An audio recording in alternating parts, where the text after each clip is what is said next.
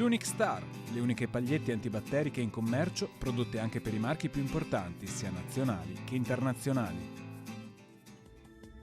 Bentrovati al meteo.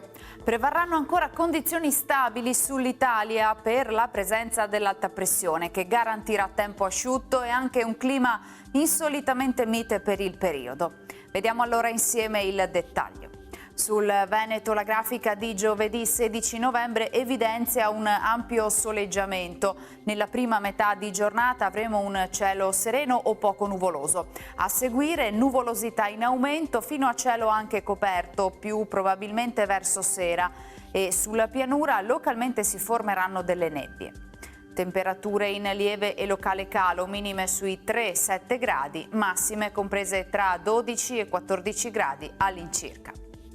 Ci spostiamo ora sul Friuli Venezia Giulia, anche in questo caso tanto sole con cielo sereno o con poche nubi a carattere sparso, locali annuvolamenti nel pomeriggio. Temperature minime tra 2 e 8 gradi, massime invece comprese tra 14 e 18 gradi all'incirca. Spostiamoci infine sul Trentino Alto Adige, dove il tempo risulterà abbastanza soleggiato, salvo la presenza di qualche nebbia mattutina. Temperature minime intorno a 1-2 gradi, massime sui 13 gradi all'incirca.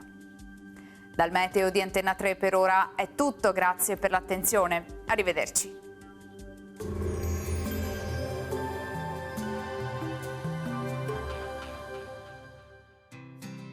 L'Unic Star, le uniche pagliette antibatteriche in commercio, prodotte anche per i marchi più importanti, sia nazionali che internazionali.